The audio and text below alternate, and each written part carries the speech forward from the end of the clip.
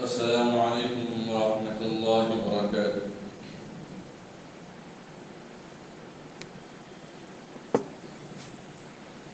الحمد لله نحمده ونستعينه ونستغفره ونؤمن به ونتوكل عليه ونعوذ بالله من شرور أنفسنا ومن سيئات أعمالنا من يهده الله فلا مضل له ومن يضلل فلا هادي له ونشهد أن لا إله إلا الله وحده لا شريك له ونشهد أن سيدنا وحبيبنا ونبينا ومولانا محمدا عبده ورسوله.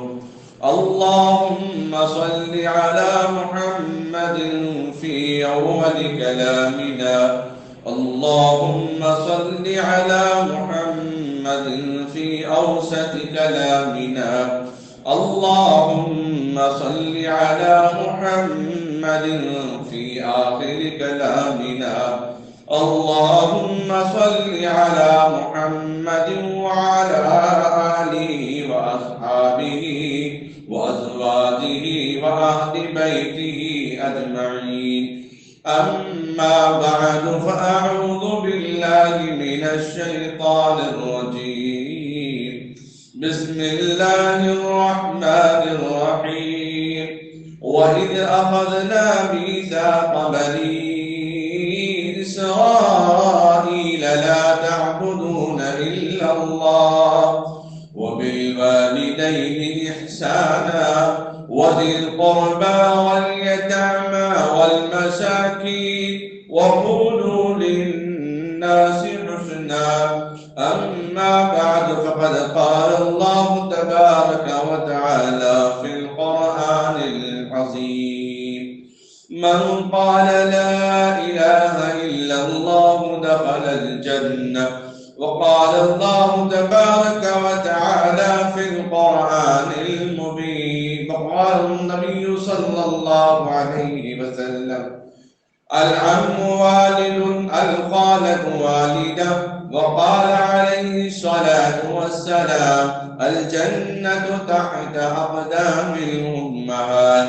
صدق الله مولانا العظيم وصدق رسوله النبي الكريم.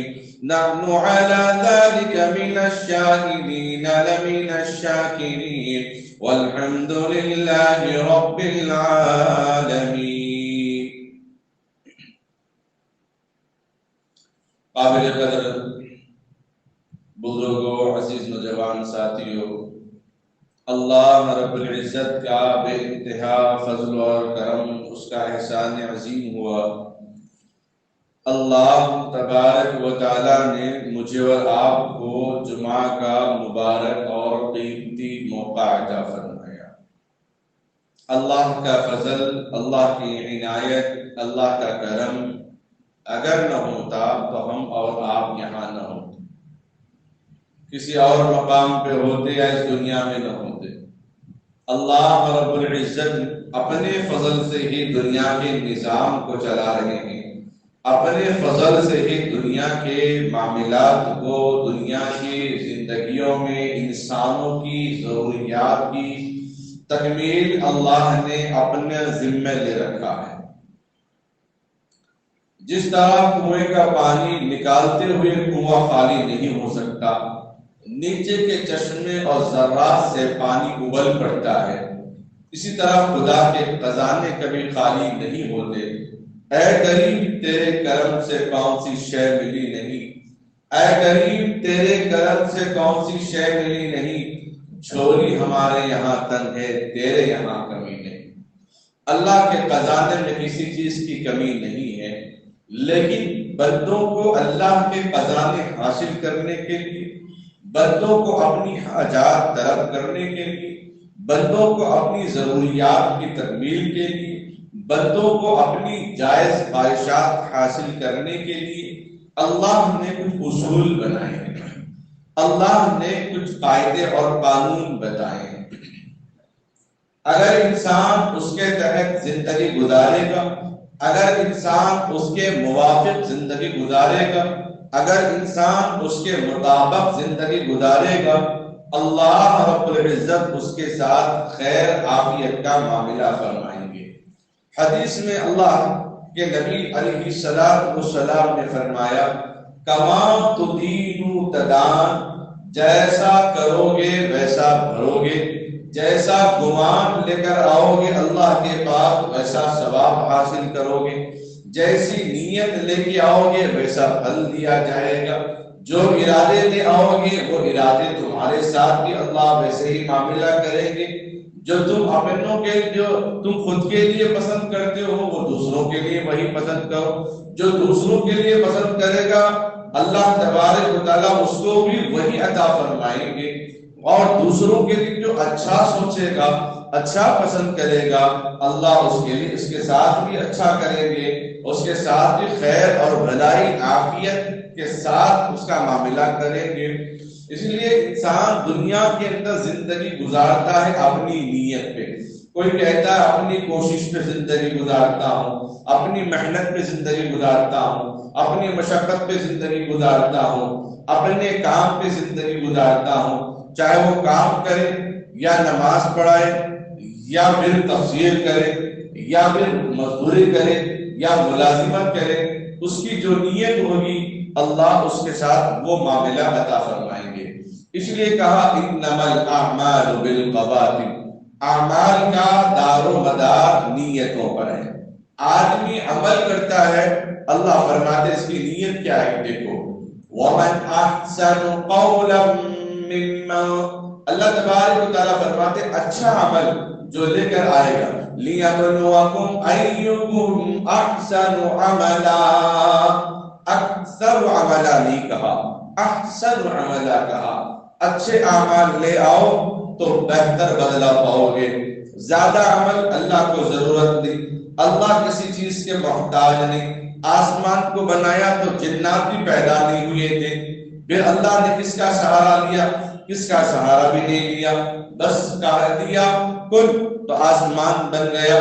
زمین پیدا بھی اس وقت کوئی جنات نہیں تھے، اللہ رب العزت نے کن کہہ دیا تو زمین بن گئی ہے. اللہ اپنی قدرت کاملہ سے، اللہ اپنے اکیلے تنے تنہا اپنی طاقت سے، اپنے اشارے سے، اپنے کلمہ کن سے آسمان کو پیدا کر سکتا ہے، زمین کو پیدا کر سکتا ہے، دریاؤں کو پیدا کر سکتا ہے، جنگل کو پیدا کر سکتا ہے، پہاڑوں کو پیدا کر سکتا ہے، پیڑ پودوں کو پیدا کر سکتا ہے. ساری مخلوقات کو اپنے لفظ کن سے پیدا کیا، لفظ اشارے سے پیدا فرمایا، لفظ حکم سے پیدا فرمایا. جس کی تخلیق میں کوئی نہیں، جس کی پیدائش میں کوئی نہیں، جس کی نصرت میں کوئی نہیں، وہ اکیلا تنے تنہا اس سارے کائنات کو پیدا فرمایا، ذرے ذرے کو پیدا فرمایا، چاند سورج ستارے کو پیدا فرمایا. جس کے بنانے میں کوئی شریک نہیں، جس کے بنانے میں کوئی شامل نہیں، جس کے بنانے میں کوئی موجود نہیں سوائے خدا کے. لا الہ الا ہو، مگر اللہ کے علاوہ کوئی معبود نہیں، مگر اللہ کے علاوہ کوئی خالق نہیں، مگر اللہ کے علاوہ کوئی رب نہیں، مگر اللہ کے علاوہ کوئی پالنہار نہیں، مگر اللہ کے علاوہ کوئی زندگی دینے والا نہیں، مگر اللہ کے علاوہ کوئی موت دینے والا نہیں، مگر اللہ کے علاوہ کوئی رزق دینے والا نہیں، مگر اللہ کے علاوہ کوئی موت دینے والا نہیں، مگر اللہ کے علاوہ کوئی پیدا کرنے والا نہیں. اللہ اپنے لفظ کن اپنے حکم سے پیدا کرتے ہیں. وہ ذات جس کو سبحان کہا گیا، وہ ذات جس کو سبحان الذی اسرا کہا گیا، وہ ذات جس کو واجب الوجود کہا گیا ہے، اللہ رب العزت کی شان میں، اللہ رب العزت کی حمد میں، اللہ رب العزت کی ثنا میں، اللہ رب العزت کی بڑائی میں، اللہ رب العزت کی کبریائی میں، اللہ رب العزت کی طاقت میں، اللہ رب العزت کی قوت میں، اللہ رب العزت کی عظمت و جلال و کبریائی میں. کوئی انسان اگر اطاعت کرے یا نہ کرے، کوئی انسان خدا کی مانے یا نہ مانے، خدا کی شان میں ذرہ برابر کمی ہونے والی نہیں. خدا کی طاقت میں ذرہ برابر کمی ہونے والی نہیں۔ دنیا کے وزیر، دنیا کے ایم پیز، دنیا کے وزراء کہتے ہیں جیت حاصل کرنے کے بعد کوئی کہیں بھی جائے ہمارا کوٹا تو پکا ہوگا۔ کسی کا مکان بن رہا ہے تو وہ 2 لاکھ تو دینا طے ہے، کوئی کسی کا کام کروا رہا ہے اتنے پیسے تو طے ہے۔ دیکھو صاحب آپ کی بات عوام میں معلوم ہو رہی، وہ کہے گا ہمیں اس سے کوئی مطلب نہیں، ہماری سیٹ تو اب مل رہی ہے۔ اگر دنیا کے انسان کے اندر یہ غرور، یہ تکبر اگر ہے، تکبر تو اللہ کے لیے، کسی انسان کے لیے تکبر جائز نہیں، کسی انسان کے لیے بڑائی جائز نہیں، بڑائی تو اللہ کی ہے۔ اسی لیے ہر آن، ہر لمحہ، ہر وقت، ہر ذرہ یہ صدائیں بلند کرتا ہے، اللہ اکبر، اللہ اکبر، اللہ اکبر۔ حاجی بھی یہی کہتا ہے، نمازی بھی یہی کہتا ہے، روزہ رکھنے والا بھی یہی کہتا ہے، پیدا ہونے والا بچہ بھی یہی کہتا ہے، اللہ، اللہ اکبر۔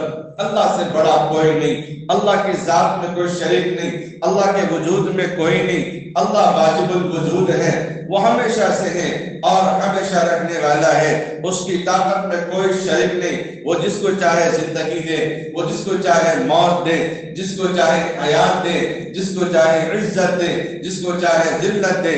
وَتُعِزُّ مَن تَشَاءُ وَتُذِلُّ مَن تَشَاءُ بِيَدِكَ الْخَيْرُ إِنَّكَ عَلَى كُلِّ شَيْءٍ قَدِيرٌ۔ ساری تقدیر اس کے ہاتھ میں، ساری قوت اس کے ہاتھ میں ہے۔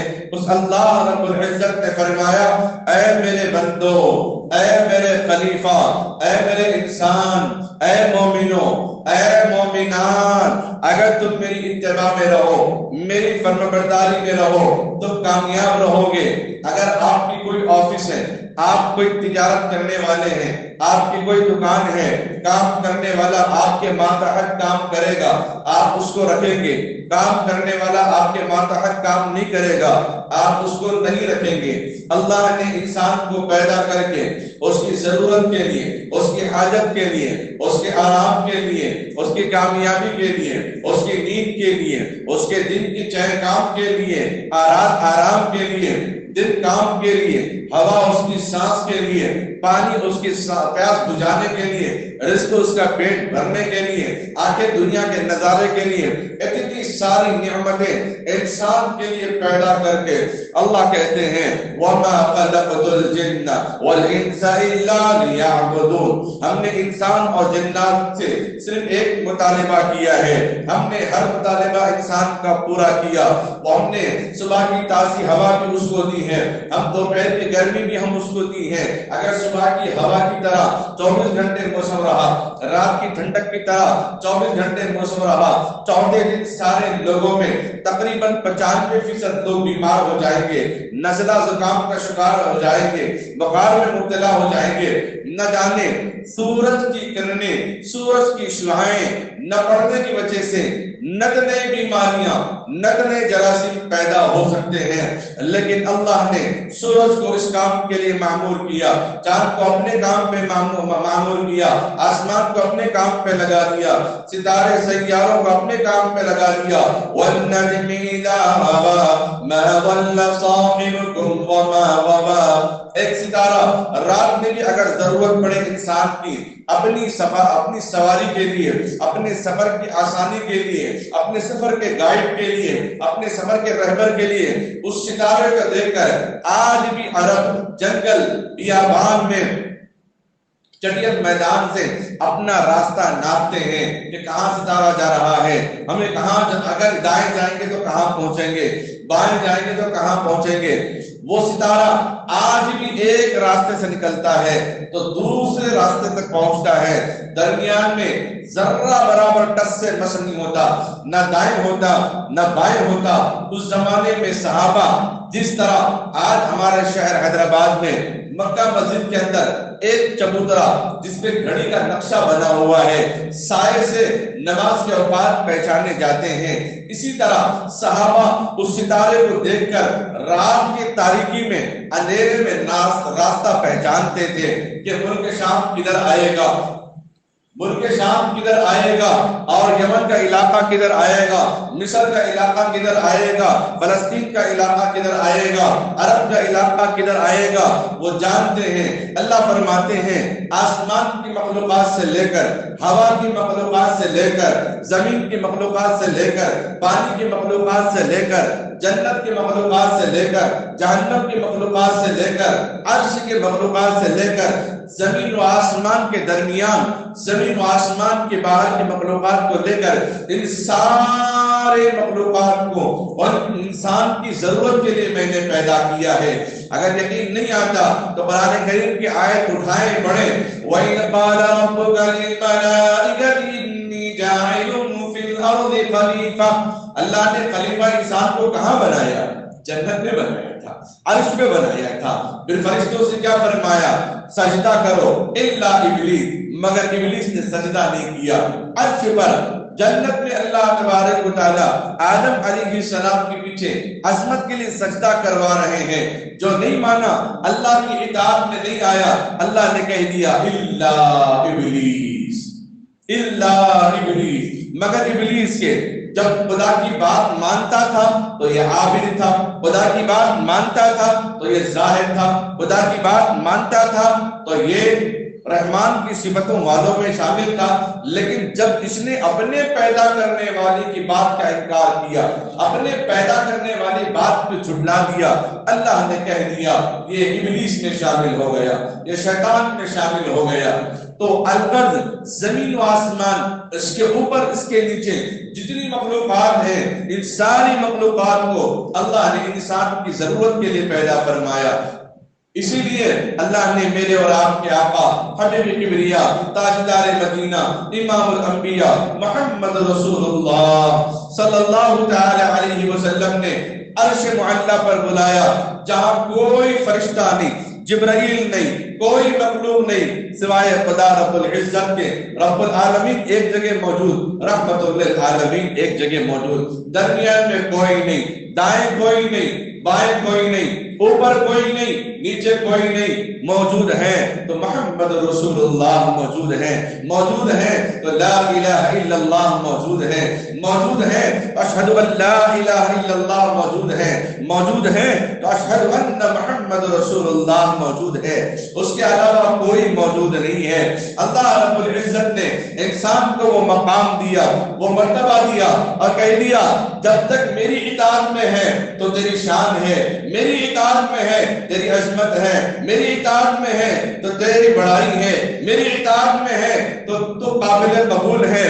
ورنہ فرشتوں سے زیادہ علم رکھنے والا جن جب آدم کے پیچھے سجدہ نہیں کیا، اللہ کی بات کا انکار کر دیا، اللہ نے اس کو شیطان میں شامل کر دیا، ابلیس میں شامل کر دیا۔ قیامت تک آنے والے انسانوں کے لیے اللہ تبارک و تعالیٰ نے یہ پیغام دیا، جو کوئی میری اطاعت نہیں کرے گا اس کو میں علیین میں شامل کروں گا، جو کوئی میری اطاعت نہیں کرے گا اس کو میں ابلیس میں شامل کروں گا، جو میری اطاعت نہیں کرے گا نافرمان بندوں میں اس کو شمار کیا جائے گا۔ بڑوں کا ادب و احترام، بڑوں کا ادب و احترام ہر دور میں، ہر زمانے میں ضروری تھا، ہے اور رہے گا۔ جب بھی انسان بڑوں کے سامنے اپنے آپ کو بڑا بنانے کی کوشش کرے گا، اللہ اس کو ذلیل کریں گے، اللہ اس کو رسوا کریں گے، اللہ اس کو بے عزت کریں گے، اللہ اس کو کہیں کا نہیں چھوڑیں گے۔ اسی لیے آج کا عنوان بڑوں کی ناراضگی اللہ کی ناراضگی کا سبب ہے۔ سب سے بڑی ناراضگی یہ ہے اللہ کی نہ سنی جائے، سب سے بڑی ناراضگی یہ ہے اللہ کی اطاعت نہ کی جائے، سب سے بڑی ناراضگی یہ ہے اللہ کے حکم کو چھوڑ کر دنیا کے رنگ ریلی زندگی، دنیا کے نقش و نگار کے پیچھے پڑ جائیں۔ سب سے بڑی نافرمانی یہ ہے مؤذن تو صدائیں دے اذان کی اور اپنے کاروبار میں لگے رہیں، نمازوں کو نہ تنہا پڑھیں نہ اجتماعی عمل میں پڑھیں۔ سب سے بڑی ناراضگی اللہ کو ناراض کرنا، سب سے بڑی ناراضگی اللہ کی نافرمانی کرنا، سب سے بڑی ناراضگی اللہ کے حکموں سے منہ موڑنا، سب سے بڑی ناراضگی اللہ کے حکموں کو توڑنا، یہ سب سے بڑی ناراضگی ہے۔ جب ہم اللہ کو ناراض کر بیٹھیں گے اللہ ہمارے کام کیسے کرے گا؟ ہاں وہ خدا 70 ماؤں سے زیادہ محبت کرنے والا، وہ خدا 70 ماؤں سے زیادہ پیار کرنے والا، اسی لیے ہر اطاعت گزار بندے کو، ہر نافرمان بندے کو اپنے رزق سے، نعمتوں سے مالا مال فرماتے ہیں، اپنے نعمتوں سے اللہ مالا مال فرماتے ہیں۔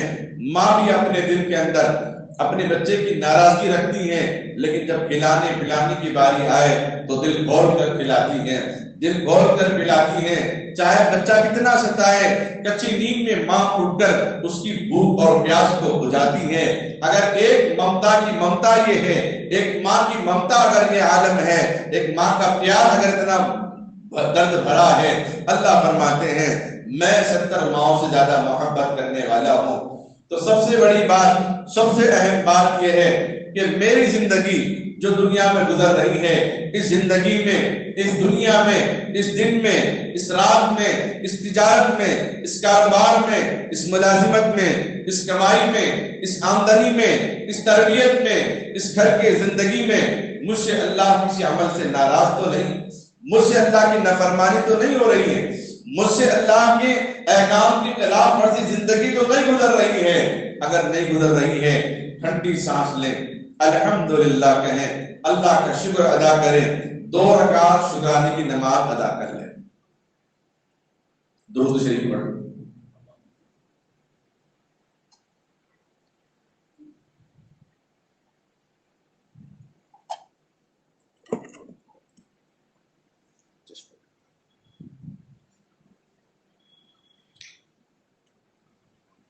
سب سے پہلے بڑوں کے ادب و احترام میں اللہ کا ادب، اللہ کے نام کا ادب، اللہ کے احکام کا ادب، قرآن پاک کا ادب۔ اور دوسری چیز ہے، کوئی ٹکی چھپی نہیں ہے، بالکل عیاں، بالکل واضح ہے۔ اللہ نے کیا فرمایا؟ ایک شاعر نے کیا، خدا اپنی خدائی میں وحدہ لا شریک ہے، مصطفیٰ اپنی مصطفائی میں وحدہ لا شریک ہے، بعد خدا تو ہی قصہ مختصر۔ خدا کی وحدانیت کے بعد دوسرا درجہ آتا ہے محمد رسول اللہ صلی اللہ علیہ وسلم کا۔ کتاب فطرت کے سرورق پر جو نام احمد رقم نہ ہوتا، زمین نہ ہوتی، فلک نہ ہوتا، عرب نہ ہوتا، عجم نہ ہوتا، خاتم الانبیاء کی ذات ہے وہ ہم گما سے بلند، خدا کا حسن انتخاب لاجواب ہے۔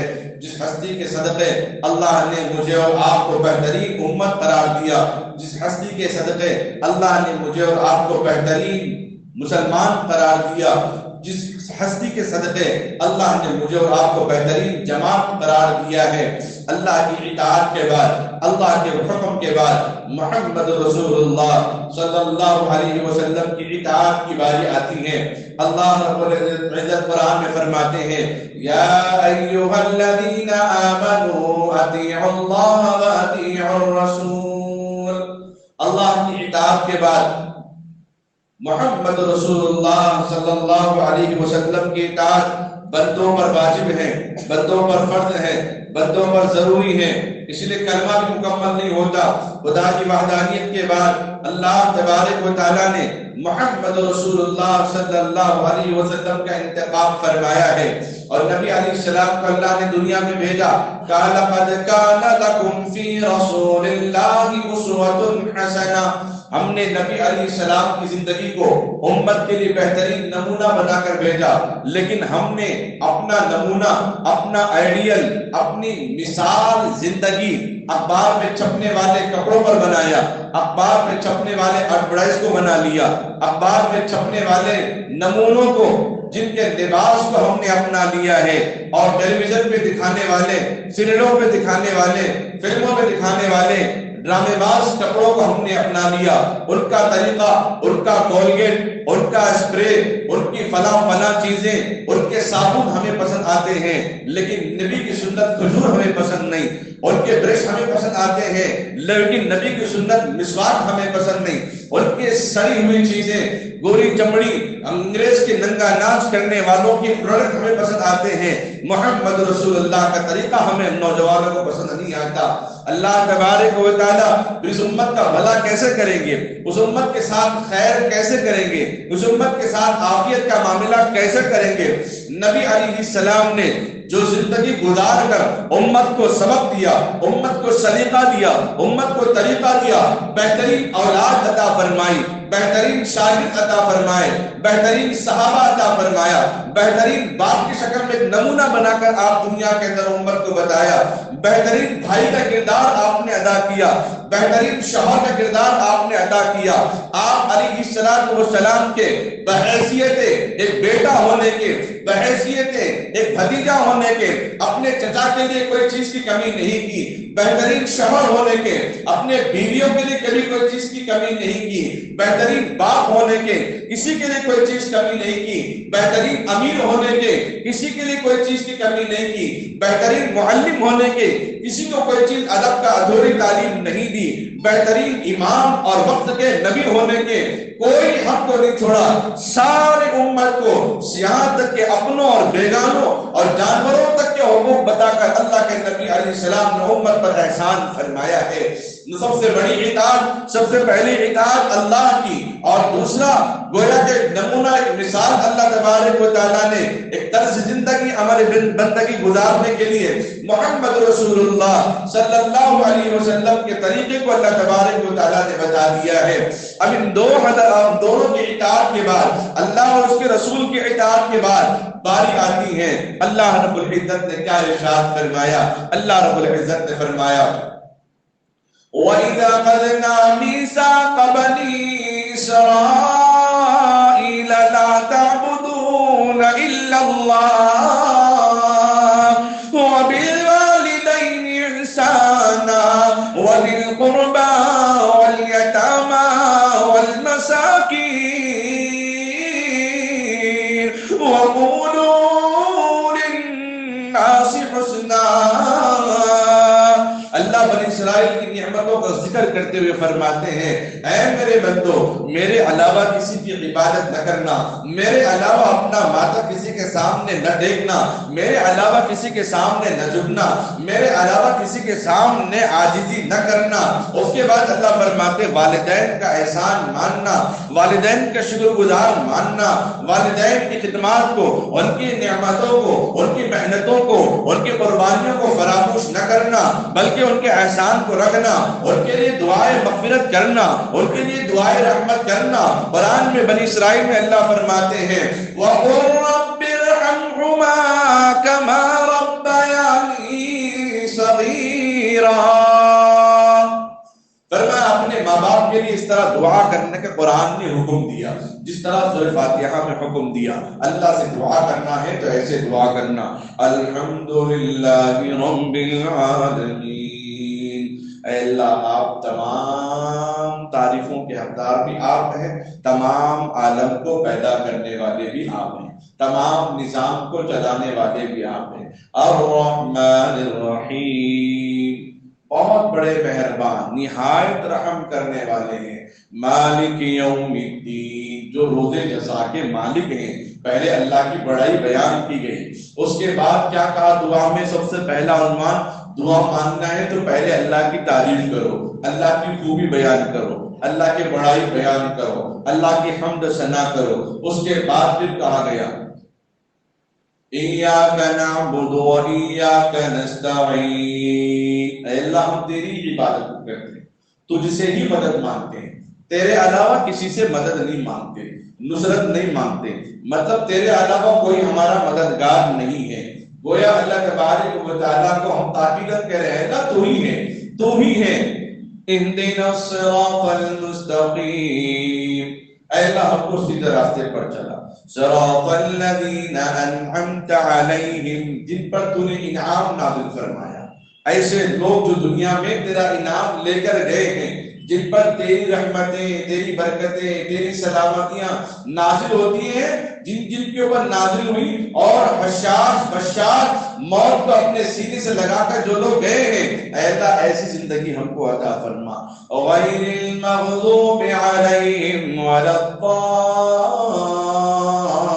الضالین، نہ ایسی زندگی کہ جن پر تو نے غضب نازل فرمایا، یہود پر تو نے غضب نازل کیا، عیسائیوں پر تو نے غضب نازل کیا، انبیاء کی نافرمانی کرنے والوں پر تو نے غضب نازل کیا، تیرے احکام کا مذاق اڑانے والوں پر تو نے غضب نازل کیا، تیرے دنیا پہ ظلم و فساد مچانے والوں پر تو نے غضب نازل کیا۔ اپنا قہر کہا، ان اللہ لا يحب المفسدین، فساد مچانے والوں کو تو پسند نہیں کرتا، ایسے لوگوں پر تیرا غضب ہے، ایسے لوگوں سے حفاظت فرما۔ بالکل بعینہ، اسی طرح ماں باپ کے اپنے اللہ نے فرمایا وَقُلْ رَبِّ ارْحَمْهُمَا كَمَا رَبَّيَانِي صَغِيرًا، اپنے ماں باپ کے اپنے اس طرح دعا کرنا، اے اللہ جس طرح ہم کو انہوں نے پالا پوسا بڑا کیا پرورش کی، ہم کو بھی اس طرح خدمت کرنے کی توفیق عطا فرما، ہم کو بھی ان کے ساتھ ایسی اطاعت کرنے والا بنا، ایسا جذبہ اے اللہ ہم کو بھی عطا فرما دے۔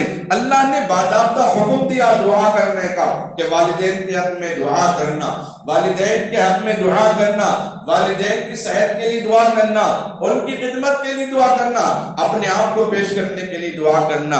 ابھی میں بیان کی تیاری میں نکل ہی رہا تھا، ایک صاحب نے مجھ سے سوال کیا کہ بڑوں کے ادب احترام میں ماں باپ کے درجے میں کون کون لوگ ہوتے ہیں، باپ کے درجے میں کون کون لوگ ہوتے ہیں؟ تو پھر مجھے بات سمجھ میں آئی کہ بھائی عنوان پہ سوال پیدا ہوا یا خود سے انہوں نے سوال کیا ہے، آج کا عنوان بھی وہی ہے کہ باپ کے درجے میں کون کون لوگ ہوتے ہیں۔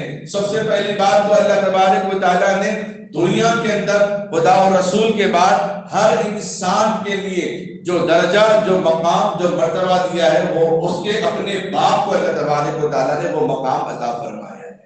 اور امام دافق یخرج من بین الصلب والترائب، جس نطفے سے انسان پیدا کیا گیا ہے، باپ کے نطفے سے انسان پیدا کیا گیا ہے، باپ کے خون سے اللہ تبارک و تعالیٰ نے انسان کو پیدا فرمایا، باپ کے ذریعے سے انسان کو پہچان دی، باپ کے ذریعے سے نام دیا، باپ کے ذریعے سے شناخت دی، باپ کے ذریعے سے معرفت دی۔ دنیا میں بھی باپ کے نام سے پکارا جائے گا، آخرت میں بھی باپ کے نام سے پکارا جائے گا، ماں کے نام سے پکارا جائے گا، باپ کے نام سے پکارا جائے گا۔ اور جو درجہ اللہ تبارک و تعالیٰ نے سب سے بڑا جو مرتبہ دیا ہے وہ باپ کا درجہ ہے۔ پچھلے قوم جو اللہ کے عذاب میں گرفت ہو گئی، اللہ کے عذاب نے ان کو پکڑ لیا، وہ کس وجہ سے پکڑ لیا اس کو ہم اپنے ذہن میں رکھنا۔ اچھا، جو باتیں کہی جا رہی ہیں، جو باتیں سنائی جا رہی ہیں، آپ کسی نیت سے سننا کہ میں اپنے بچوں کو سمجھاؤں، اپنے دوستوں کو سمجھاؤں، اپنے یاروں کو سمجھاؤں، اپنے گھر والوں کو سمجھاؤں، اپنے رفیقوں کو سمجھاؤں، اپنے ساتھیوں کو سمجھاؤں، کسی عام مسلمان کو مجھے سمجھانے کا موقع مل جائے گا، اس نیت سے سننا۔ بس اسی نیت سے سننا یہ بھی اچھا نہیں، ہاں میں سنوں گا تو عمل کروں گا، یہ بھی اللہ کو پسند نہیں۔ عمل بھی کروں گا، عمل بھی کراؤں گا، عمل بھی کروں گا، دوسروں کو بھی ترغیب دوں گا، اللہ کو یہ ادا پسند ہے۔ اس لیے کہ نبوت کے سلسلہ بند، لیکن نبوت کے کام کو اللہ نے امت کے اوپر سونپ دیا ہے، اس لیے اس نیت سے سننا۔ جب اس نیت سے سن رہے ہیں، میرے بولنے پر، میرے الفاظ پر یہ سوچنا، اس کے بعد میں اگر کسی کو سمجھاؤں تو مجھے کیسا سمجھانا ہے، ایکسپلین کروں تو کیسے ایکسپلین کروں، مثال دوں تو کیسے مثال دوں، اس نیت سے سوچنا۔ ہمارے پاس جو پڑھنے والے بچے چھوٹے چھوٹے 3 سال کے نورانی قاعدہ پڑھنے کے لیے آتے ہیں، ہم اس کو بھی یہی سمجھاتے ہیں کہ اگر ہم نے تم کو ایسا سمجھایا ہے، گھر میں تمہارے جو چھوٹے بھائی ہیں ان کو آپ کیسے سمجھاؤ گے، ان کو ایسے سمجھانا ہے۔ وہ اپنا سبق تو یاد کر لیتا لیکن سمجھانے کا انداز پہلے یاد ہو جاتا، جس کی وجہ سے سبق اس کو پہلے یاد ہو جاتا ہے۔ اس لیے جو باتیں سنیں یہ ذہن میں رکھیں، ہم اس باتوں کو دوسروں تک پہنچائیں گے، امت تک پہنچائیں گے، اپنے رشتہ دار متعلقین تک پہنچائیں گے۔ تو سب سے بڑی بات یہ ہے، باپ کے درجہ اللہ تبارک و تعالیٰ نے کسی کو نہیں دیا۔ اگر باپ کے درجے کے بعد کسی کا درجہ اللہ تبارک و تعالیٰ نے دیا ہے، وہ استاد کو دیا ہے۔ باپ انگلی پکڑنا، چلنا سکھایا، دنیا کے نام، دنیا کی مخلوقات اور اس کے رزق اور اس کے کھانے پینے، اس کا نام رکھا، اس کی تربیت کا بیڑا اٹھایا تھا، ذمہ داری اٹھائی ہے۔ اس لیے اللہ تبارک و تعالیٰ نے باپ کا مقام مرتبہ عطا فرمایا۔ ماں کا تو اپنی جگہ ہے، لیکن باپ کے برابر کون کون مقام رکھتے ہیں؟ تو دوسرا درجہ استاد کا، جنہوں نے آپ کو ادب کی تعلیم دی۔ استاد کا مطلب یہی نہیں ہے کہ جنہوں نے آپ کو مکمل قرآن پڑھایا ہو، جنہوں نے آپ کو مکمل عالم دین بنایا ہو۔ حضرت علی رضی اللہ تعالیٰ فرماتے ہیں جس کسی نے مجھے ایک الف سکھایا ہو، ایک حرف سکھایا ہو، ایک بات سکھایا ہو، زندگی بھر میں اس کا غلام ہوں، زندگی بھر میں اس کی اطاعت کرنے کے لیے تیار ہوں۔ چونکہ وہ مقام حضرت علی رضی اللہ تعالیٰ نے بتا دیا کہ استاد کا کیا مقام ہوتا ہے۔ اللہ نے نہیں بتایا استاد کا مقام کیا ہوتا ہے۔ حافظ قرآن بنتا ہے، اس کا مقام بتایا۔ ماں باپ کا کیا مقام ہے، اس کا مقام بتا دیا۔ لیکن استاد کے مقام کو اللہ نے چھپا کے رکھ دیا کہ اللہ اپنے فضل سے اس کو عطا فرمائیں گے، ماں باپ کو تاج پہنائیں گے اور حافظ قرآن کو کہیں گے قرآن پڑھتا جا، جنت کے درجے چڑھتا جا۔ اب رمضان میں بھیڑ لگے گی، ہر جگہ حافظ قرآن نظر آئے گے، حافظ قرآن کا قرآن سننے کا موقع ملے گا۔ اللہ رب العزت نے یہ مقام باپ کو عطا فرمایا ہے۔ سب سے بڑا درجہ اللہ نے باپ کے بعد استاد کو اللہ رب العزت نے عطا فرمایا۔ اب قوم سمود، قوم عاد، قوم نوح، قوم فرعون، قوم ہود، قوم شعیب، قوم لوط، جو یہ لوگ تباہ و برباد ہو گئے۔ طوفان نوح پر بارش کے ذریعے زمین سے پانی ابلنے لگا، آسمان سے بارش برسنے لگا، دونوں کے درمیان قوم ڈوب گئی۔ جو ایمان لے آئے، نوح علیہ السلام کی اطاعت میں رہے، وہ زندہ رہے۔ قوم ہود، قوم صالح کے زمانے میں ان کے چہرے بندر جیسے ہو گئے، ان کو ہوا نے اٹھا کر پٹک دیا، کھائے ہوئے چھلکے بھوسوں کی طرح وہ ہو گئے۔ کیوں؟ انہوں نے اپنے نبیوں کی نافرمانی کی، انہوں نے اپنے خداؤں کا انکار کیا۔ قوم فرعون اپنی بادشاہت میں اس کا غرور تھا، اللہ نے اس کو سمندر میں غرق کر دیا۔ قوم لوط جو اللہ نے حلال چیز عطا فرمائی، بجائے عورتوں سے نکاح کرتے آدمیوں سے انہوں نے اپنی خواہش پوری کی، اللہ نے پتھروں کی بارش ان کے اوپر برسائی۔ آج بھی وہ نشانیاں موجود ہیں، قرآن میں دلائل اس کے موجود ہیں۔ قرآن کی آیتیں گواہ دے کر الگ اعلان کر کے پکار کرتے رہیے۔ جن عذاب، جن نافرمانیوں سے اللہ کا عذاب آتا گیا، آج امت اسی نافرمانیوں میں جا رہی ہے۔ عورت کہے کہ میرا جسم میری مرضی، اس لیے میں عورت سے ہی شادی کر لوں گی، میں اپنی بہن سے نکاح کر لوں گی۔ مرد کہہ رہا ہے کہ میں اپنے بھائی سے نکاح کر لوں گا، میں بچے سے ہی نکاح کر لوں گا۔ اللہ فرماتے ہیں قوم لوط نے بھی یہی کہا تھا، لیکن ہم نے اس کو نیست نابود فرمایا۔ جس زمانے میں جن لوگوں نے اپنے خدا کی، اپنے نبیوں کی، اپنے بڑوں کی توہین کی، اللہ رب العزت کا عذاب ان کو آ پکڑا۔ اللہ کے عذاب میں وہ گرفت ہو گئے، وہ پکڑے گئے۔ شعیب علیہ السلام کی قوم ناقور میں کلی کر رہی تھی، نافرمانی کی اللہ اور اس کے رسول کی، اللہ کے عذاب نے ان کو آ کر پکڑ لیا۔ اللہ کے عذاب میں وہ جکڑے گئے۔ آج بھی اللہ تبارک و تعالیٰ کا عذاب آتا ہے، لیکن میرے اور آپ کے حبیب صلی اللہ علیہ وسلم کا صدقہ ہے کہ عذاب اجتماعی نہیں آتا، انفرادی آتا ہے۔ جو آدمی نافرمانی کرتا ہے، اللہ اس کے اوپر وہ عذاب نازل فرماتے ہیں۔ ایک طالب علم اپنی عالمیت سے فارغ ہوا، 9 سال مکمل حافظ بنا، 2-3 سال میں پھر 9 سال عالم کورس مکمل کرنے کے بعد رمضان کا مہینہ شروع ہونے والا ہے، خوشی خوشی اپنے مقام کو جا رہا ہے کہ میں حافظ بن گیا، اب میں عالم بن گیا، اپنے محلے کا، اپنے وقت کا، اپنی جگہ کا، اپنے علاقے کا امام بنوں گا، خطیب بنوں گا، ذمہ دار بنوں گا، رہبر بنوں گا، قاضی بنوں گا۔ اب وہ خوشی خوشی نکلا اور راستے میں مغرب کی نماز کا وقت ہوا، ایک مسجد پہ رکا، نماز کے لیے رکعت باندھی، نماز کے لیے رکعت جیسے باندھی، سورہ فاتحہ تو پڑھ لی، لیکن کوئی سورت اس کی زبان پہ نہیں آ رہی ہے۔ اب یہ پریشان حیران ہے، کیا ہو گیا کہ میں تو مکمل حافظ قرآن ہوں، ایک آیت مجھے نہیں آ رہی ہے۔ انا اعطیناک الکوثر پڑھنے کی کوشش کر رہا ہے، وہ سورت بھی نہیں آ رہی ہے۔ آخرکار کسی دوسرے کو امام بنایا گیا، وہ نماز کے بعد سیدھے اپنی درسگاہ میں گیا، اپنے ادارے میں، اپنے مدرسے میں گیا، اپنے استاد سے پوچھا، روتے ہوئے کہنے لگا حضرت میں قرآن ایک دم بھول گیا، ایک دم میرے سینے سے قرآن نکل گیا، ایک آیت مجھے یاد نہیں آ رہی ہے، میں مکمل حافظ قرآن ہوں، ایک آیت مجھے یاد نہیں آ رہی ہے۔ حضرت نے، استاد نے اس کو غور سے دیکھا اور پوچھا کہ وہ جاتے ہوئے سب سے ملاقات ہوئی؟ کہا کہ ہاں میں نے سب سے ملاقات کر لی، سارے اساتذہ سے ملاقات کر لی، جن لوگوں نے مجھے پڑھایا ان سے بھی ملاقات کی، جن لوگوں نے نہیں پڑھایا ان سے بھی میں نے ملاقات کی، لیکن واچ مین جو دربان تھا چوکیدار اس سے میری بحث ہو گئی تھی، اس لیے میں جاتے بھی اس سے ملاقات نہیں کرا. حضرت نے استاد نے پکڑ لیا. بس یہ ادا اللہ کو ناراضگی پسند نہ آئی، اس لیے اللہ تبارک و تعالیٰ نے تمہارے علم کو اٹھا نہیں لیا، روک لیا. جاؤ پہلے اس سے معافی مانگ لو، دربان سے معافی مانگ لو، چوکیدار سے معافی مانگ لو، واچمین سے معافی مانگ لو. وہ فوراً زارو قطار روتا ہوا اس چوکیدار کے پاس گیا، اس سے معافی مانگی، رویا، اس نے معافی معاف کر دیا. پھر آ کر اپنے استاد کے پاس آیا تو کہا 2 رکعت نماز پڑھ کے اللہ سے معافی مانگنا. پھر وہ اللہ سے معافی مانگا. پھر الحمدللہ اس کا سینہ قرآن کے لیے بحال ہوا، اس کا علم قرآن کے لیے بحال ہوا.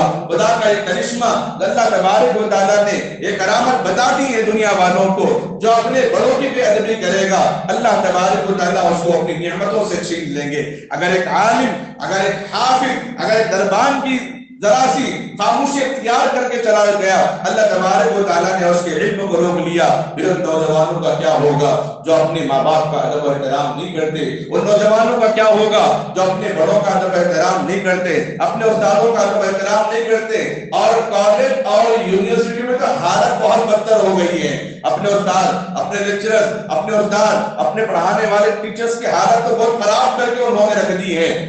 آپ مدارس جا کر دیکھیں، ہم جس ادارے میں ہم پڑھتے تھے ہزاروں بچے وہاں ہوتے تھے. اٹھانے کے لیے مدنی صاحب آتے تھے اور نیچے کھڑے ہوتے تھے. 3 منزلہ عمارت ہوتی تھی اور آواز کیا کر رہے ہیں، اٹھے نہیں ابھی. بس پورے بچے اڑ گئے، پوری بلڈنگ کے بچے اٹھ کر کے نیچے آئے، اپنا بستر چھوڑ دیا، نیچے آ گئے.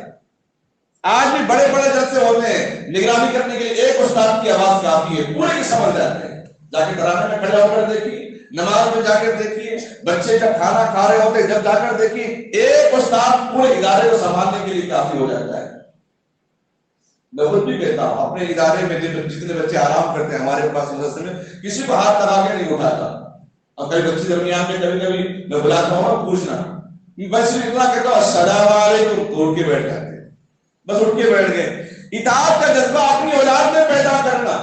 جتنی اطاعت ماں باپ کی ہے اتنی اطاعت پڑھانے والے، چاہے وہ انگریزی پڑھا رہا ہو، چاہے وہ انگلش پڑھا رہا ہو، چاہے وہ عربی پڑھا رہا ہو. استاد تو استاد ہے، ادب تو ضروری ہے. ایک تو ماں باپ کا ادب نہیں، دوست اچھے لگتے ہیں. دوسرا پڑھانے والے ٹیچر کا ادب نہیں، پڑھانے والے پروفیسر کا ادب نہیں، پڑھانے والے لیکچرر کا ادب نہیں. کہتا مذاق اڑاتے، یہی تو موقع ہے ستانے کا. یہ موقع نہیں ہے، یہ بیٹری چارج ہو رہی ہے، آگے تمہارے ساتھ ایسا ہونے والا ہے، آگے پچھتاؤ گے، اپنے بڑوں کی نافرمانی کرو گے. تو فرمایا دوسرا درجہ ماں باپ، دوسرا درجہ اپنے اساتذہ کا.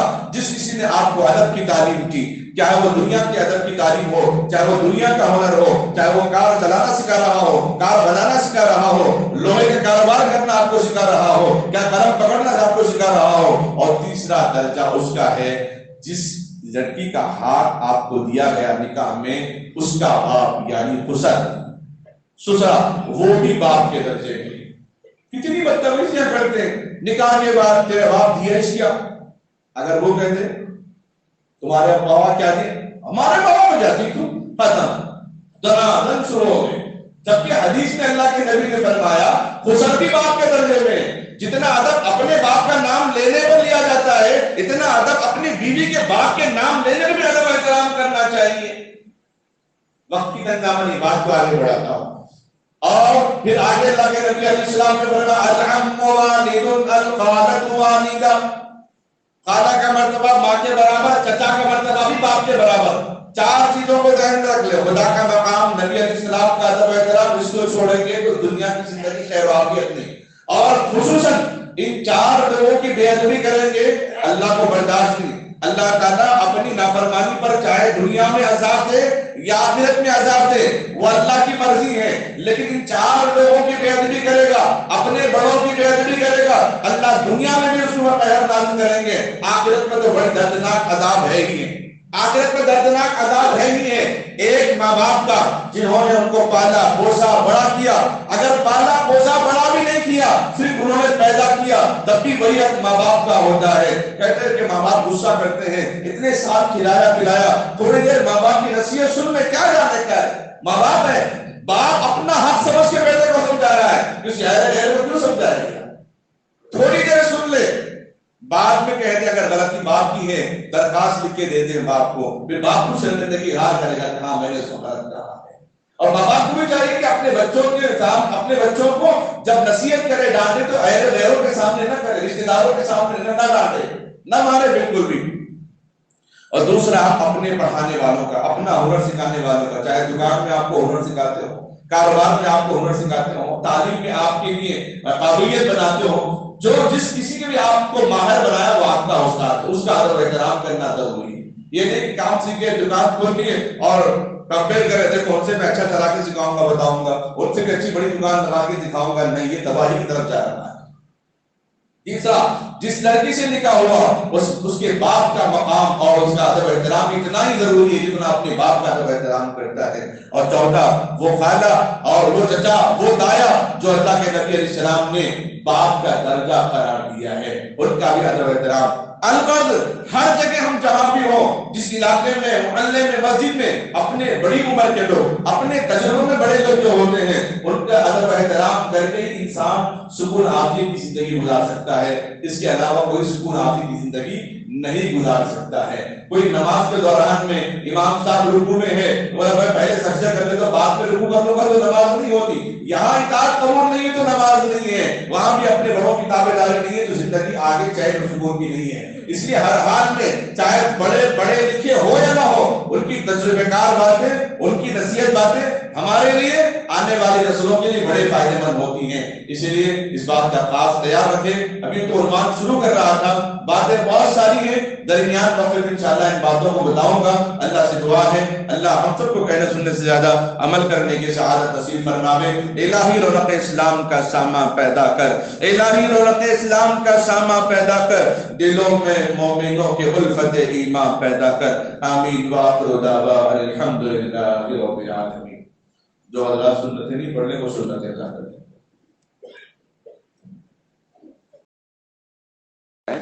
اور یہ رمضان کے احکام و فضائل کے عنوان پہ جو کتاب تیار ہوئی ہے، یہ اسکول اور کالج میں پڑھنے والے بچوں کے لیے اہم زرین موقع ہے۔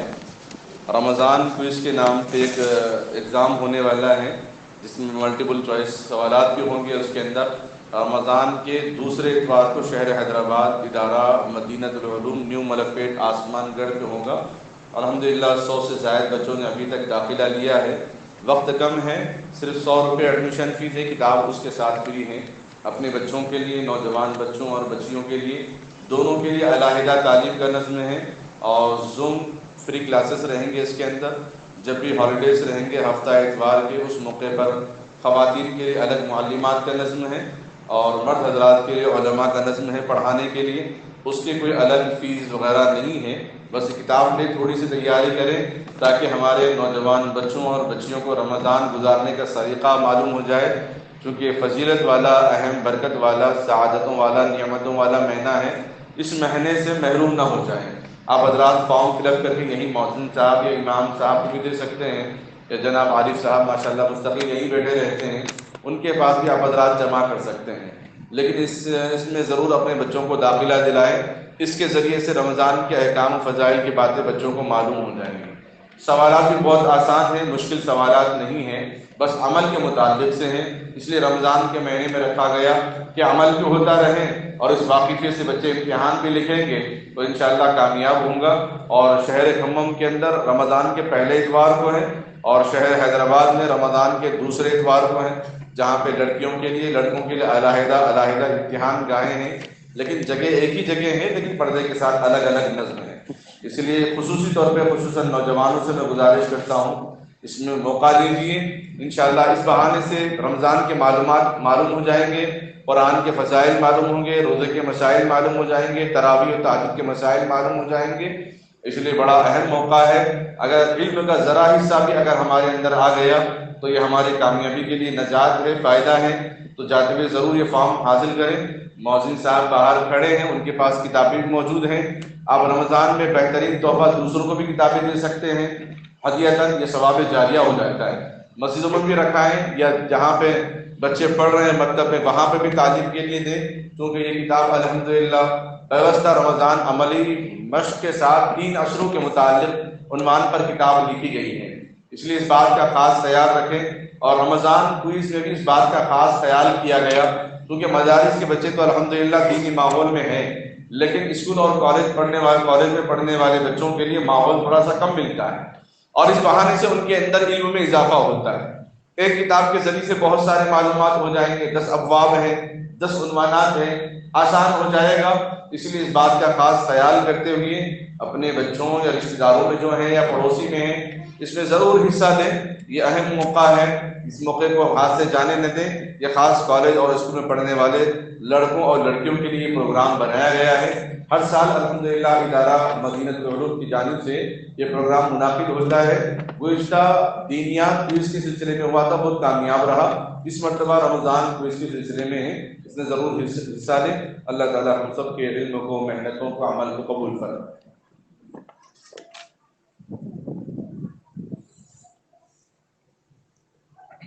اللهم صل على محمد وعلى آل محمد وبارك وسلم۔ ربنا ظلمنا أنفسنا وإن لم تغفر لنا وترحمنا لنكونن من الخاسرين۔ رب اجعلني مقيم الصلاة ومن ذريتي ربنا وتقبل دعاء۔ ربنا اغفر لنا ذنوبنا يا رب العالمين۔ اللهم اهدنا الصراط المستقيم۔ ربنا ولا تحمل علينا إصرا كما حملته على الذين من قبلنا۔ ربنا ولا تحملنا ما لا طاقة لنا به، واعف عنا واغفر لنا وارحمنا، أنت مولانا فانصرنا على القوم الكافرين۔ اللهم يا نور تنورت بالنور، والنور في النور نورك يا نور۔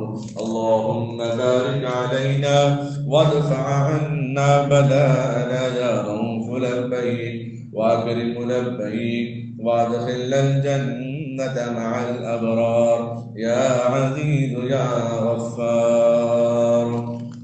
هو الله الذي لا إله إلا هو الأول والآخر والظاهر والباطن، وهو بكل شيء عليم۔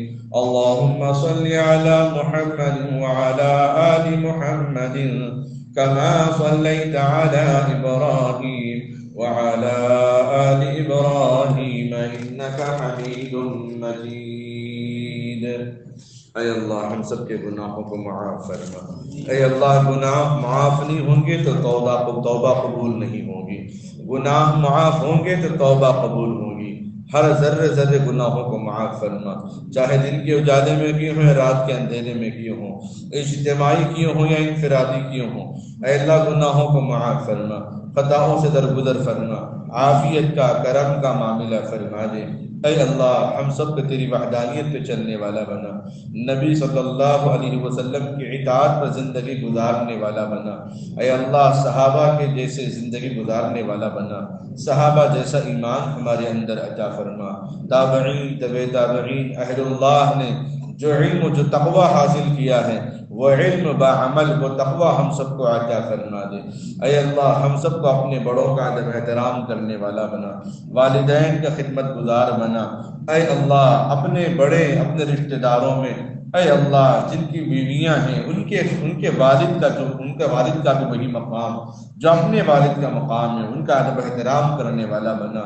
اے اللہ جس کسی کو بھی جس نے بھی ہنر سکھایا، تعلیم دی، اے اللہ وہ استاد کے درجے میں اس کا بھی احترام کرنے والا بنا دے۔ اے اللہ ہم سب کے اپنے چچا یا تایا جو ہیں باپ کے درجے میں ہیں، ان کا ادب احترام کرنے والا بنا۔ اے اللہ ہم سب کے محلے میں جو ہمارے باپ کی عمر کے ہیں، وہ بھی باپ کا درجہ رکھتے ہیں، ان کا ادب احترام کرنے والا بنا۔ رشتہ داروں میں عمر رسیدہ لوگ ہیں، اے اللہ ان کا احترام کرنے والا بنا، ماں کا ادب احترام کرنے والا بنا، خالہ کا احترام کرنے والا بنا، رشتہ داروں میں جو ہم سے بڑے ہیں ان کا ادب احترام کرنے والا بنا، چھوٹوں کو شفقت کرنے والا بنا۔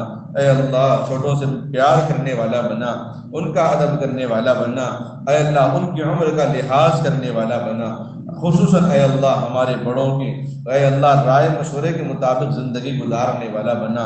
ایک مسجد کی تعمیر کیوں نہ ہو، مدرسے کی تعمیر کیوں نہ ہو، گھر کی تعمیر کیوں نہ ہو، جب تک اپنے بڑوں کے مشورے پہ کام نہ کیا جائے کوئی عمل اے اللہ تیرے ہاں قبول نہیں ہے۔ اپنے بڑوں کے مشورے پر چلنے والا بنا، بڑوں کی زندگی کی، بڑوں کے کہنے کے مطابق علم حاصل کرنے والا بنا۔ نوجوان بچے اے اللہ آج کل کے ماحول میں ضدی ہوتے جا رہے ہیں، ماں باپ کی ایک سننے تیار نہیں، دوستوں کی 1000 سننے تیار ہیں، ماں کی ایک آہ سننے تیار نہیں، دوستوں کی ایک آہ پر گھر کے مال کو لٹا رہے ہیں۔ اے اللہ وہ ماں باپ جنہوں نے سب کچھ ہمارے لیے قربان کر دیا، اگر وہ نہ کہیں تو نہ جنت ملے گی نہ تو راضی ہوگا، اگر وہ ہاں کہیں گے ان کی ہاں میں جنت ہے، ان کی نہ میں جہنم ہے۔ اے اللہ اپنے بڑوں کے غضب سے ہم سب کی حفاظت فرما۔ اے اللہ پچھلی قومیں اسی وجہ سے تباہ ہو گئی ہیں، اے اللہ خدا ناراض کر بیٹھے، نبی کا انکار کر بیٹھے، اپنے بڑوں کی نافرمانی کر بیٹھے، اسی وجہ سے اللہ تو نے ان پر قہر نازل کیا، عذاب نازل کیا، اے اللہ ان کو ذلیل رسوا کر دیا۔ اے اللہ ہمارے حبیب کا صدقہ ہے اجتماعی عذاب تو نے حفاظت فرما لیا۔ اے اللہ انفرادی ہم سب کو اصلاح کرنے کے توفیق عطا فرما۔ ماں باپ کو بھی اپنے بچوں کے ساتھ شفقت کا معاملہ کرنے والا بنا، محبت کا معاملہ کرنے والا بنا۔ اے اللہ کبھی ڈانٹے نصیحت کریں تو طرح میں ان کو نصیحت کرنے والا بنا، انفرادی ان کو مسئلے کو بات کو سمجھانے کے توفیق عطا فرما۔ اے اللہ اپنے بھائی بہنوں کے پیار کو، ان کی محبت کو، ان کے خونی رشتے کو سمجھنے کی توفیق عطا فرما دے۔ اے اللہ ان کے ربط و ضبط کو سمجھنے کی توفیق عطا فرما۔ اے اللہ جائیداد میں، بٹوارے میں، تقسیم میں انصاف کے ساتھ کرنے کی توفیق عطا فرما۔ اے اللہ ایک دوسرے پر رحم و کرم کر کے، اے اللہ رحم و کرم کر کے اپنی آمدنی میں یا اپنے خرچ میں اضافہ اپنے پڑوسی یا اپنے بھائیوں پر خرچ کرنے کی توفیق عطا فرما دے۔ خصوصاً اے اللہ بڑوں کی ناراضگی سے حفاظت فرما، جس کے داڑھی پر، جس کے چہرے پر ایک بال بھی سفید ہو جائے اس کی بھی ناراضگی تجھے پسند نہیں ہے، بلکہ اس کی دعائیں تو بہت جلد قبول کر لیتا ہے۔ اے اللہ بڑوں کی ناراضگی سے حفاظت فرما۔ یقیناً جب بڑے ناراض ہوتے ہیں، چاہے وہ گھر کے ہوں، خاندان کے ہوں، محلے کے ہوں، مسجد کے ہوں، تو ناراض ہو جاتا ہے، لیکن جب تیری ناراضگی ہوتی ہے تو ساری مخلوق ہم سے ناراض ہو جائے گی۔ اے اللہ ہم سب کی اپنی ناراضگی سے بچا لے، بیماروں کو شفا عطا فرما۔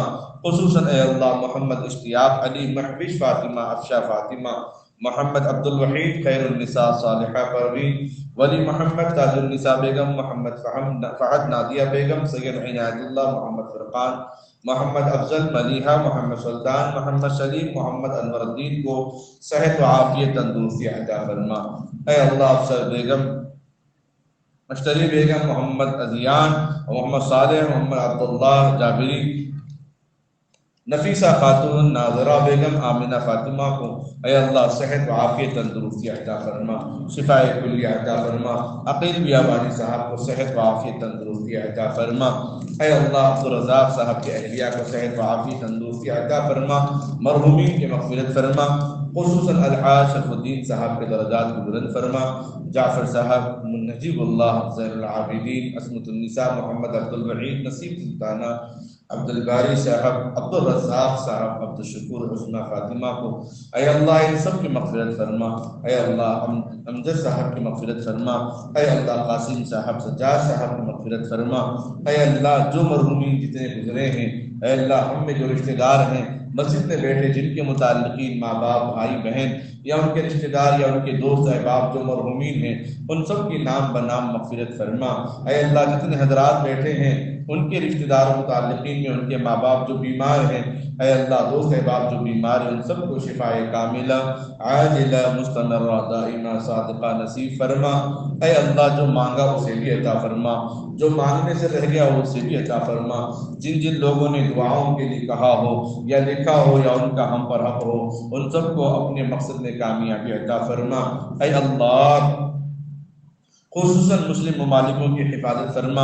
اے اللہ ترکی اور شام، فلسطین اور کشمیر کے مسلمانوں کی حفاظت فرما۔ بے قصور نوجوان جو قید ہیں، مولانا کلیم صدیقی صاحب، ان کے ساتھ اور بھی نوجوان جو دوسرے معاملے میں بلا وجہ پھنسا دیے گئے ہیں، اے اللہ جلد سے جلد ان کی رہائی کی شکلیں عطا فرما تاکہ وہ بھی رمضان خیر سکون عافیت کے ساتھ گزاریں۔ اللہم بارک لنا فی رجب فی شعبان وبلغنا رمضان۔ اے اللہ اس شعبان میں برکت عطا فرما، اس کی برکت سے رمضان ہم سب کو نصیب فرما۔ اے اللہ اس کی برکت، رحمت، سعادت ہم سب کو عطا فرما دے۔ اے اللہ جو جس اعتبار سے پریشان ہیں ان کی پریشانی کو دور فرما، دکانوں میں مکانوں میں خیر و برکت عطا فرما، جان و مال میں برکت عطا فرما، رہن سہن میں برکت عطا فرما، پڑھنے پڑھانے کو قبول فرما۔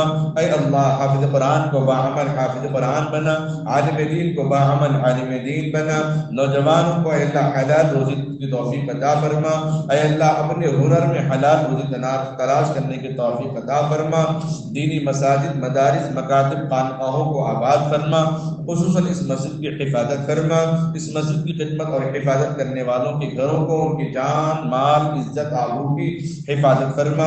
اے اللہ جو رمضان کو اس کا ایگزام ہونے والا ہے امتحان، اس میں کامیابی عطا فرما، کثرت سے لڑکوں اور لڑکیوں کو داخلہ لینے کی توفیق عطا فرما، ایڈمیشن لے کر اپنے رمضان کو رونق بنانے والا بنا، رمضان کو زینت بخشنے کی توفیق عطا فرما۔ اے اللہ رمضان کو دعاؤں کے ساتھ گزارنے والا بنا، عمل کے ساتھ گزارنے والا بنا، تجھ کو راضی کر کے گزارنے والا بنا۔ اے اللہ ان دعاؤں سے اپنی زندگیوں کو سنوارنے والا بنا، ان دعاؤں سے اپنی زندگیوں میں کامیابی حاصل کرنے والا بنا۔ اے اللہ اس دعا کو اپنے فضل و کرم سے جناب آقا و مولا محمد رسول اللہ صلی اللہ علیہ وسلم کے عظمت صدقے قبول و منظور فرما۔